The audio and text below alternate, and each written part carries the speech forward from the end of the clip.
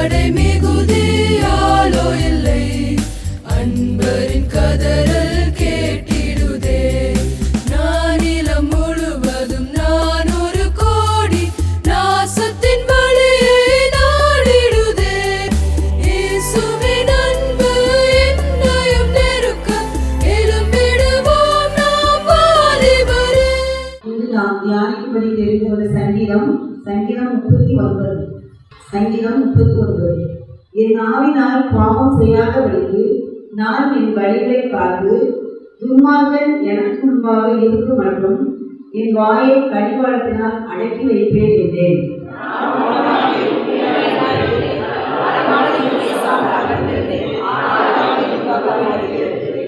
என் இருதயம் எனக்குள்ளே அனல் கொண்டது, நான் தியானிக்கையில் அக்கினி மூண்டது. அப்பொழுது என் ஆவினால் விண்ணப்பம் செய்தேன்.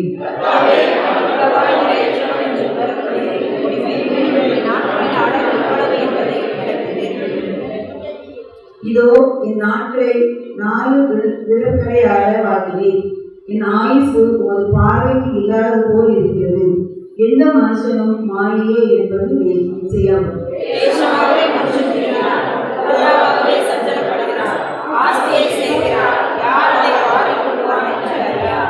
இப்போது ஆண்டவரை நான் எதற்கு எதிர்பார்த்திருக்கிறேன்? நீரே என் நம்பிக்கை.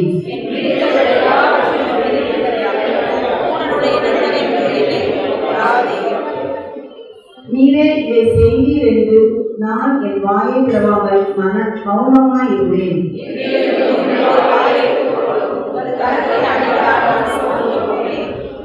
அக்கிரமக்கார நிமித்தம் நீர் மனுஷனை கழித்து கொண்டு தண்டிக்கிற போது அவன் வடிவை பொட்டரிப்பை போல் அழியப்படுகிறேன்.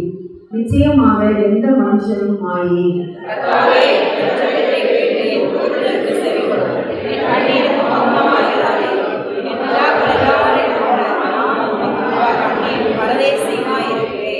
அனைவரும் சேர்ந்து வாசிப்போம்.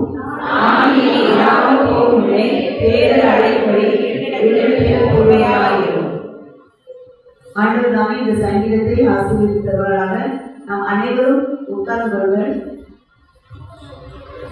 கர்த்தருடைய நாமம் மகிமைப்படுவதாக.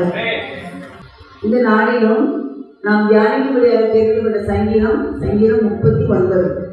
இந்த சங்கீதம் தாவீது ஏழும் என்ற இடத்துல ஒப்புவிக்கப்பட்ட தாவீதின் சங்கீதம் என்று முதலாக நாம் பார்க்கிறோம்.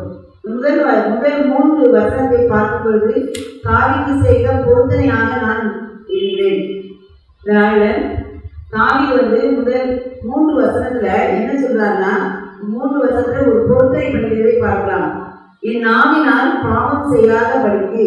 நாம் பாவம் செய்யறது முதல்ல எல்லாம் நம்ம பேசுகிற பேச்சு தான். நாவு பற்றி யாக்கோபு என்ன சொல்லிருக்கு? நாவு எப்படி இருக்கான்? நெருப்பு. நாவு நெருப்பு. இந்த நாவானது நம்முடைய ஆயுள் சக்கரத்தையே என்ன செய்யுது? கொளுத்திடுகிறது. இந்த நாவு பெருமையானவர்களே பேசுகிறது. இந்த நாவினால் தான் நாம் என்ன செய்யறோம்? பாவம் செய்யறோம். அதனால நம்முடைய ஆயுள் சக்கரத்தையே கொளுத்தி விடுகிறது. நாவை பரிசுத்தமாக பாதுகாக்க வேண்டும் என்று ஆண்டவர் இந்த நாளில் நமக்கு எதிர்பார்க்கிறார். ஏன்னா நம்ம ஆண்டவரை ஏற்றுக்கொண்டு நாம் அநேக வருடங்களாக நாம் என்ன செய்யறோம்? கிறிஸ்தவர்களாக இருக்கிறோம். அப்படிதானே? கிறிஸ்தவர்களாக இருக்கிறோம். ஆனா நம்முடைய வாழ்க்கை எப்படிப்பட்டதாக இருக்கிறது? நாம் சாட்சியுள்ள வாழ்க்கை வாழ்கிறோமா? நாம் எப்படிப்பட்டவர்களை பேசுகிறோம்? நாவு பெருமையானவர்களை பேசும் என்று யாக்கோபு நிருபத்துல 3ஆம் அதிகாரம் 5ஆம் வசனத்துல செய்து குறிக்கப்பட்டது. நாம் எப்படிப்பட்டவர்களை பேசுமா? பெருமையானவர்களை பேசும். அப்படி பெருமையானவர்களை பேசும் பொழுது பெருமை உள்ளவர்களுக்கு தேவன் எப்படி இருக்கிறார்? எதிர்த்து நிற்கிறார். பெருமை உள்ளவர்களுக்கு தேவன் எப்படி இருக்கிறார்? எதிர்த்து நிற்கிறார். அதனால நாம் பெருமையானவர்களை பேசாமல் நம்முடைய வீட்டுல ஏதாவது ஒரு பிரச்சனை ஏற்படும் என்று சொல்லுவோம். ஆனால் ஒருத்தர் பேசினா நம்ம ஒருத்தர் அமைதியா இருந்தா அந்த பிரச்சனை என்ன செய்யும்? சால்வ் ஆயிடும். அப்படிதானே? எல்லாருக்கும் அந்த அனுபவம் இருக்கும். அப்படிதானே? நம்ம வீட்டுல எல்லா வீட்லையும் பிரச்சனைகள் உண்டு. பிரச்சனை இல்லாத வீடுகள் எதுவுமே என்ன செய்யாது? கிடையாது. ஒருத்தர் பேசினா நம்ம அதற்கு பதில் என்ன செய்யக்கூடாது? பேசக்கூடாது. அப்படி பேசுறதுனால அநேக வீட்டுல என்ன செய்யுது? பிரச்சனை பிரச்சனைகள் ஏற்படுகிறது. அநேக குடும்பங்கள் உடைந்து சிதைந்து போகிறது. அப்படிதானே? இந்த நாட்கள்ல அதிகமான ஒரு கணக்கு சொல்றாங்க, நம்முடைய கிறிஸ்தவ திருமணங்கள் தான் அதிகமானவை முறிந்து விடுகிறது. இதற்கு காரணம் ஒவ்வொருவருடைய நாக்கு தான். அந்த நாவை நாம் என்ன செய்ய வேண்டும்? பரிசுத்தமாக பாதுகாத்துக் கொள்ள வேண்டும். சரி, அதுக்கப்புறம் என்ன சொல்றாரு? துன்மார்க்கன் எனக்கு முன்பாக இருக்கும் மற்றும் என் வாயை கடிவாளத்தால் அடைத்து வைப்பேன் அப்படின்னு சொல்லி இருக்கிறாரு. ஒரு பொருத்தனை பண்ணுகிறார். நான் மௌனமாகி உண்மையனா இருந்தேன், நலமானதை பேசாமல் அமர்ந்தேன். நல்ல காரியத்தை கூட என்ன செய்யற தாவீது பேசல, அமைதியாக இருக்கிறார். ஆனாலும் என் துக்கம் அதிகரிக்கிறது. 2வது வசனத்திற்கு நான் நலமானதை பேசாமல் அமர்ந்திருந்தாலும் என்னுடைய துக்கம் என்ன செய்யுது? அதிகரிக்கிறது. 3வது வசனத்துல என் இருதயம் எனக்குள்ளே அனல் கொண்டது. என் இருதயம் எப்படி இருக்கலாம்? ஆண்டவருக்காக அனல் கொண்டது. நமக்கு ஏதாவது கோபமோ கவலையோ வரும்போது நம்முடைய இருதயம் எப்படி இருக்கும்? ஒரு அனல் மூட்டம் போல இருக்கும். அப்படிதானே? யாரையாவது கோபமா பேசும்போது என்ன செய்யும்? நம்முடைய இருதயம் அப்படியே உடம்பு முழுதுமே என்ன செய்யும்? கோபம் வரும்போது நம்ம உடம்பே என்ன செய்யும்? ஒரு சூடாக இருக்கும். அதே போல நம்ம கவலைகள் இருந்தாலும் நம்ம இருதயம் எப்படிப்பட்டதா இருக்கும்? பாரம் உள்ளதாக இருக்கும். என் இருதயம் எனக்குள்ளே அனல் கொண்டது, நான் தியானிக்கையில் அக்கினி மூண்டது. அப்பொழுது என் நாவினால என்ன செய்தேன்? விண்ணப்பம் செய்தேன். அதுக்கு அடுத்தபடியாக 4ஆம் வசனத்திலிருந்து 7ஆம் வசனம் வரைக்கும் பார்க்கும் பொழுது அவர் விண்ணப்பம் செய்வதை நாம் பார்க்கிறோம். ஆண்டவருக்கு என்ன செய்கிறாரு? விண்ணப்பம் பண்ணுகிறார்.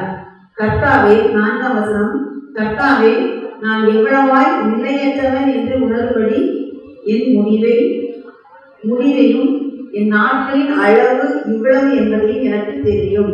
நாம் வாழ்கிற வாழ்க்கையை நம்ம எவ்வளவு காலத்துக்கு வாழ்வோம் நமக்கு தெரியுமா? தெரியாது. நாம் இந்த நேரத்தில் இங்கு இருக்கிறோம், அடுத்த நிமிடம் நமக்கு என்ன நடக்கும் என்று நினைச்சாது தெரியாது. அப்படிப்பட்ட ஒரு நிலையில்லாத உலகத்தில் நாம் வாழ்ந்து கொண்டிருக்கிறோம். அப்ப நாம் எப்படி வாழ வேண்டுமா? நாம் என்ன சொல்றாரு? என்னுடைய நாட்களின் அளவு இவ்வளவு என்பதை எனக்கு தெரியும். நாம் ஒவ்வொரு நாளும் காலையில் எழுந்து நாம் ஆண்டவரை நாம் உயிரோடு எழுந்தினோமானால் ஆண்டவர் என்ன செய்ய வேண்டும்? நாம் முதலாவது என்ன செய்ய வேண்டும்? நன்றி செலுத்த வேண்டும். இந்த நாளை எனக்கு நீங்க தந்தீங்களே, அதற்கு உங்களுக்கு நன்றி ராஜா. நான் இந்த நாள் முழுவதும் உமக்கு பிரியமானதை மாற்றம் செய்வதற்கு எனக்கு உதவி செய்யும் அப்படின்னு ஒரு நிமிஷம் நாம் ஜெபம் பண்ணிவிட்டு நம்முடைய வேலைகளை செய்வது அந்த நாள் முழுவதும் நமக்கு எப்படிப்பட்டதாக இருக்கும்? ஆசீர்வாதமான ஒரு நாளாக இருக்கும். 5ஆம் வசனத்துல இதோ என் நாட்களை நாயின் விரல்களை அளவாக்குவேன், என் ஆயுசு ஒரு பார்வைக்கு இல்லாத போல் இருக்கிறது, எந்த மனுஷனும் மாயையே என்பது நிச்சயம். நாம் என்ன செய்யறோம்? மனுஷர்களாக நாம் மாயையாகவே நாம் என்ன செய்யறோம்? இருக்கிறோம். ஒரு மரத்துக்காக என்ன செய்யும்? ஒரு நிச்சயம் உண்டு. மரத்தை வெட்டினா அது என்ன செய்யறோம்? துளிர்விடும். அப்படித்தானே? ஆனா மனுஷனுடைய மூச்சு போதுமே இருந்து ஒன்றுமே இல்லை. அப்படிப்பட்ட ஒரு நிலையில்லாத வாழ்க்கை வாழ்ந்து கொண்டிருக்கிறோம். ஆனா நாம் எப்படி வாழ்கிறோம்? ஆண்டவருக்கு பிரியமாக வாழ்கிறோமா அப்படின்றத நாம் இந்த நாளில் என்ன செய்ய வேண்டும்? சிந்தித்து பார்க்க வேண்டும். தேசமாகவே மனுஷன் விடுகிறான், விருதாவாகவே சஞ்சலப்படுகிறான், ஆஸ்தியை சேர்க்கிறான், யார் அதை வாரிக் கொள்வான் என்று அறியான். தேசமாக தான் என்ன செய்யறான்? மனுஷன் செய்யறான், திரிகிறான். தேசமாகவே திரிகிறான். அப்படித்தானே? நம்ம பார்க்கும்போது நமக்கு நல்லா இருக்கீங்களா அப்படின்னு சொல்லி நம்ம நல்லா என்ன செய்வாங்க? விசாரிப்பாங்க, எல்லாம் செய்வாங்க. நமக்கு பின்னால எப்படி பேசுவாங்க நமக்கு தெரியாது. ஆனா நம்ம ஆண்டவர் அறிந்தவங்க அப்படி என்ன செய்யக்கூடாது? இருக்கக்கூடாது. இருதயத்தின் நினைவுதான் வாய் பேசி. நம்முடைய இருதயத்துல நல்ல எண்ணங்கள் இருந்தா நம்ம என்ன செய்வோம்? நல்ல காரியங்களை நாம் என்ன செய்வோம்? பேசுவோம். பிறர் நம்மை பற்றி பழி கூறினாலும் நாம் அதை என்ன செய்ய மாட்டோம்? ஏற்றுக்கொள்ள மாட்டோம். சரியா? அவங்க தான் பேசி போட்டோம். நம்ம அதனால என்ன செய்ய மாட்டோம்? குறைந்து போக மாட்டோம். நம்ம பற்றி யார் என்ன பேசினாலும் நம்ம ஆண்டவருக்குள்ளாக இருக்கும்போது நம்ம இருதயத்துல ஆவியின் கனி இருந்ததுன்னா அந்த யார் என்ன சொன்னாலும் நம்ம அதை என்ன செய்ய மாட்டோம்? பொருள்படுத்த மாட்டோம். நாம் மனுஷன் எப்படிதான் இருப்பாங்க? வேஷமாக தான் இருப்பாங்க. ஆனா நாம் எப்படி இருக்க வேண்டும்? ஆண்டவருக்குள்ளாக அன்புள்ளவர்களாக. ஆண்டவர் எப்படி நாம் பாவிகளா இருக்கையில் ஆண்டவர் நம்மீது எவ்வளவு அன்பு கொடுத்தாரோ அதே அன்பு நம்மளுக்கு என்ன செய்ய வேண்டும்? காணப்பட வேண்டும். எபேசியர்ல கூட ஒரு வசனம் இருக்கு, அன்பின் பரிசுத்தம் உள்ளவர்களாய் இருங்கள் அப்படின்னு சொல்லி. நான் இதை குறித்து ரொம்ப நான் தியானித்தேன். அது எப்படி அன்பை பற்றி நாம் 1 Corinthians 13ஆம் அதிகாரத்தை வாசிக்கிறோம். அன்பு என்ன செய்யும்? சகலத்தையும் தாங்கும், சகலத்தையும் சகிக்கும், சகலத்தையும் நம்பும், சகலத்தையும் விசுவாசிக்கும் நாம் வாசிக்கிறோம். ஆனா அந்த அன்பையே என்ன வேணுமா? ஒரு பரிசுத்தம் வேணுமா? அப்படிப்பட்ட பரிசுத்தத்தை ஆண்டவர் இந்த நாளில் நம்மளுக்கு என்ன செய்கிறார்? எதிர்பார்க்கிறார். மனுஷர்கள் என்ன செய்வாங்க? வேஷமாக தான் திரிவாங்க. ஆனா ஆண்டவரை ஏற்றுக்கொண்ட நாம் என்ன செய்யக்கூடாது? மற்றவர்களை போல வேஷமாக நம்ம என்ன செய்யக்கூடாது? இருக்க கூடாது. நாம் அன்பிலே நிலையுள்ளவர்களாக ஆண்டவருடைய அன்பை பெற்றுக்கொண்டு அன்பிலே நாம் பரிசுத்தம் உள்ளவர்களாக என்ன செய்ய வேண்டும்? நடக்க வேண்டும். என் மீது அதுக்கடுத்து 7 விதமான ஒரு சாட்சிகளை 8ஆம் வசனத்திலிருந்து 11ஆம் வசனத்தில் வரைக்கும் நாம் பார்க்கிறோம். என் மீறுதல்கள் எல்லாவற்றிலிருந்து என்னை விடுதலையாக்கும், என் பாவங்கள் எல்லாவற்றிலிருந்து என்னை நிச்சயம் நீங்க விடுதலையாக்க வேண்டும். மூடனுடைய நிந்தனைக்கு என்னை ஒப்புக்கூடாதே. மூடர்கள் பேசிய நிந்தனைக்கு என்னை செய்யக்கூடாதீங்க, நீங்க ஒப்புக் கொடுக்க கூடாது. நீங்களே இதை செய்வீர் என்று நான் என் வாயை திறவாமல் மௌனமாய் இருந்தேன். என்னிலிருந்து உங்களுடைய வாதையை எடுத்து போடும். எனக்கு இருக்கிற நோய்கள், பாவங்கள், அக்கிரமங்கள் எல்லாவற்றையும் என்னிடத்தில் எடுத்து போடுங்க. உமது கரத்தின் அடியிலால் நான் சோர்ந்து போனேன். அக்கிரமத்தின் நிமித்தம் நீர் மனுஷனை கடிந்து கொண்டு தண்டிக்கிற போது அவர் வழியை பொறுத்தெடுப்பை போல் அழியப்படுகிறேன். நிச்சயமாக எந்த மனுஷனும் மாறி. அடுத்தபடியாக 12ஆம் வசனமும் 13ஆம் வசனத்திலையும் கடைசியாக அவர் நம்முடைய பலன், நம் ஆண்டவருக்குள்ள எவ்வாறு பலன் அடைய வேண்டும் அப்படின்னு சொல்லி அவர் விண்ணப்பம் பண்ணுவதை நாம் பார்க்கிறோம். கர்த்தாவே, என் ஜெபத்தை கேட்டு என் கூப்பிடுதலுக்கு செவிகளும். நாம் ஒவ்வொரு நாளும் ஆண்டவரை நோக்கி நாம் கூப்பிடும் பொழுது ஆண்டவர் நம்முடைய விருப்பங்கள், எண்ணங்கள், நாம் கை செய்கிற வேலைகள் எல்லாவற்றையும் அவர் என்ன செய்வார்? ஆசீர்வதிப்பார். அது மாத்திரமல்ல, என் கண்ணீருக்கு மௌனமா இராதையும். நம்முடைய இருதயம் நொறுங்கும் போது நமக்கு என்ன வரும்? கண்ணீர் வரும். அப்படித்தானே? ஆண்டவருடைய பாதத்தில் வரும்போது கூட நாம் கண்ணீரோடு நாம் ஜெபிக்கிற ஜெபத்துக்கு ஆண்டவர் என்ன செய்வார்? பலன் கண்டிப்பாக என்ன செய்வார்? தருவார். அதற்கு நான் ஒரு சாட்சி தான். அதெல்லாம் சொன்னா இப்ப நேரம் இல்லை. என் பிதாக்கள் எல்லாரையும் போல நானும் உனக்கு முன்பாக அந்நியனும் பரதேசியுமா இருக்கிறேன். 13ஆம் வசனத்துல நான் இனி இராமல் போகும் முன்னே தேர்தல் அடையும்படி என்னிடத்தில் பொறுமையாயிரும். நான் உம்மிடத்துல வருவதற்கு நான் உங்களிடத்தில் தேர்தல் அடையும்படிக்கு என்னிடத்துல நீங்க என்ன செய்யுங்க? பொறுமையா இருங்க என்று நாம் இந்த நாளில் தியானிக்கிறோம். நாம் நம்முடைய நாவை நாம் அடக்கி நாம் பாவம் செய்யாதபடிக்கு காத்துக்கொள்ள வேண்டும் என்று ஆண்டவர் இந்த நாளில் நம்மை விரும்புகிறார். நாம் மனுஷருக்கு நான் என்ன செய்ய வேண்டும்? அன்பில பரிசுத்தம் உள்ளவர்களாக இருக்க வேண்டும் என்றும் ஆண்டவர் நினைக்கிறார், நம்மிடத்துல விரும்புகிறார். தேவன் தாமே இந்த சங்கீதத்தை ஆசீர்வதித்து தருவார்கள். ஆமென். அறுவடை மிகுதி